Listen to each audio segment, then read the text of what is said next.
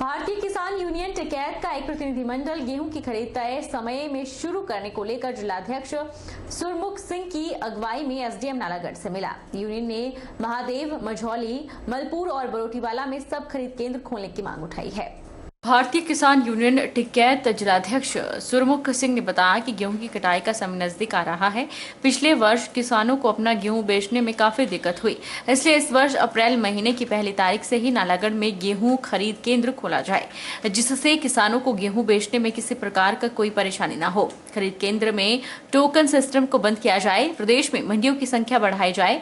नालागढ़ में इंदिरा अनाज मंडी में खरीद केंद्र बनाया जाए, लेकिन यह काफी छोटा है, इसलिए महादेव, मझौली, मलपुर और बरोटीवाला में सब खरीद केंद्र खोलने की मांग उन्होंने की है।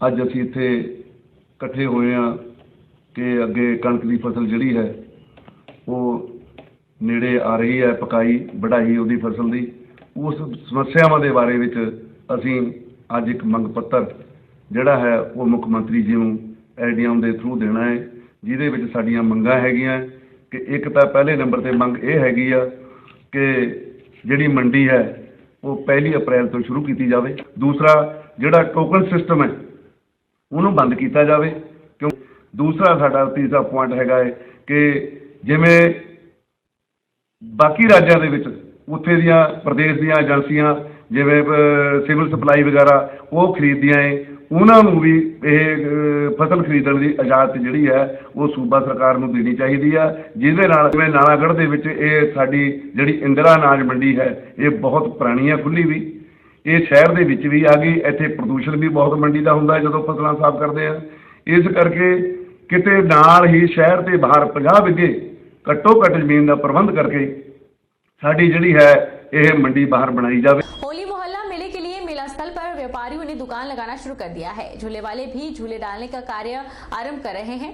नगर परिषद भी दोनों मैदानों को साफ करने का कार्य युद्ध स्तर पर कर रहा है। बता दें कि 18 मार्च से होली मोहल्ला मेला शुरू होगा।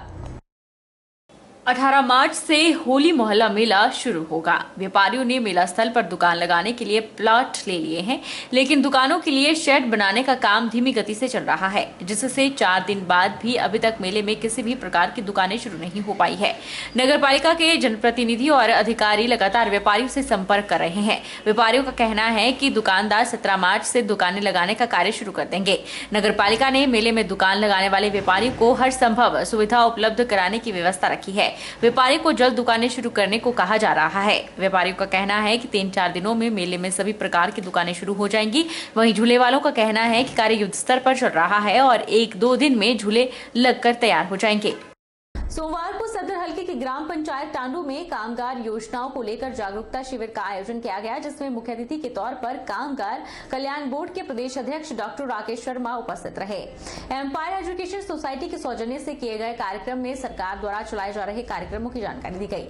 मुख्य अतिथि राकेश शर्मा ने सरकार की योजनाओं की उपलब्धि बताते हुए लोगों को कामगार कल्याण बोर्ड में पंजीकृत होने की अपील की।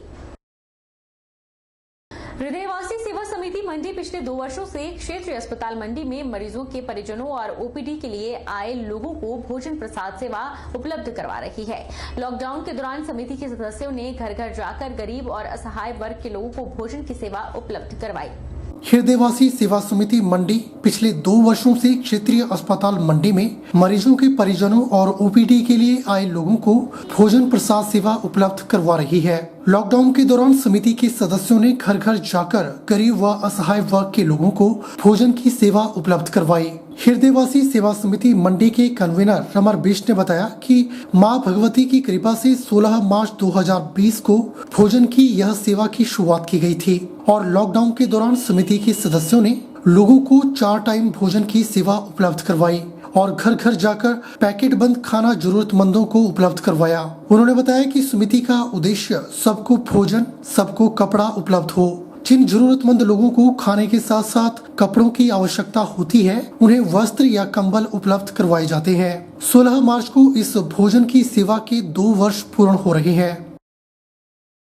हुआ यूँ था कि 2 साल पहले हमारे वार्षिक उत्सव में भगवती ने पता नहीं क्या किया कि मेरे से बुलवा दिया, हॉस्पिटल में सेवा करनी है और हॉस्पिटल में सेवा शुरू हो गई। माननीय जयराम जी ने हमें किचन प्रदान किया और इसके साथ 16 तारीख से ये सेवा शुरू हुई और 18 तारीख को लॉकडाउन लग गया। इस दौरान हमने 4 टाइम भोजन लोगों को उपलब्ध करवाया, गांव-गांव में जाके, गली-गली में जाके, और हर एक बुजुर्ग लोगों को उनके घर तक पहुंचकर भोजन पहुंचाया मेरी टीम ने। हमारे साथ बहुत सारी टीम जुड़ गई, 25-30 लोगों की, और ये चलते चलते ये दास्तां ऐसी चलती रही। अब 16 मार्च को माँ की कृपा से 2 साल पूर्ण हो जाएंगे। ये सारी सेवा माँ हृदयवासिनी ने हृदयवासी सेवा समिति से शुरू कराई है और इसमें बहुत सारे लोग जुड़े हैं, और इस सेवा का एक ही उद्देश्य है कि सबको भोजन, और दूसरा विंग हमने इसमें किया है सबको कपड़ा। तो हम भोजन भी देते हैं और देखते हैं जिन लोगों को या वस्त्र की आवश्यकता है, ब्लैंकेट्स की आवश्यकता है, वो प्रदान करते हैं। हम किसी से भी, हमारी संस्था कुछ भी नहीं मांगती, क्योंकि हमारा ये कहना है spend and God would send. हमको सिर्फ सेवा करनी है। माँ ने जिससे जो लेना होता है उसको वो प्रेरणा दे देती है, और तकरीबन 250 से 300 आदमी रोज भोजन करते हैं, और भगवती की कृपा से हमें तकरीबन 2 साल में 2 लाख से ऊपर लोगों को भोजन कराने की प्रेरणा मिली है। हमने कराया है और लोगों ने बड़े सुंदर ढंग से सात्विक भोजन, जिसको हम प्रसाद रूप में वितरित करते हैं। एनसीसी कैडेट्स द्वारा लड़भड़ोल बाजार में पर्यावरण को सुरक्षित रखने वाले जागरूकता रैली निकाली गई। राजकीय वरिष्ठ माध्यमिक पाठशाला लड़भड़ोल में कार्यरत लेक्चरर और एनसीसी अधिकारी प्रताप सिंह ठाकुर ने बताया कि एनसीसी कैडेट्स द्वारा पर्यावरण को सुरक्षित रखने के लिए लड़भड़ोल में जागरूकता रैली निकाली गई है। रैली के माध्यम से लोगों को पर्यावरण को सुरक्षित रखने का संदेश दिया गया। आज का हमारा ये मकसद, जो हमारा पर्यावरण है जो बहुत ज्यादा दूषित होता जा रहा है, इसको बचाना है और ये संदेश जन जन तक पहुंचाना है। हमारी 2HP BN NCC मंडी कर्नल जो हमारे पीयूष लुथरा जी हैं, उनकी तरफ से हमें ऑर्डर मिला है कि आप फूड पॉलिसिंग निकालेंगे, पर्यावरण को बचाने के लिए रैली निकालेंगे, तो हम रैली निकाल रहे हैं। तो मैं आपके माध्यम से ये संदेश पहुंचाना चाहता हूं कि कृपया, आजकल गर्मियां शुरू हो चुकी हैं और लोग गर्मियों में क्या करते हैं कि जंगलों में विशेष करके आग लगाते हैं, जिससे जीव जंतु न जाने कितने जीव जंतु जलकर राख हो जाते हैं और कितना हम पाप करते हैं। दूसरी बात, उसको जलाने से जो गैसें बनती हैं, जो हमारा वातावरण गर्म होता है, जिससे हमारा पूरी विभिन्न प्रकार की जो बीमारियां पैदा हो रही हैं, कायनात गर्म हो रही है।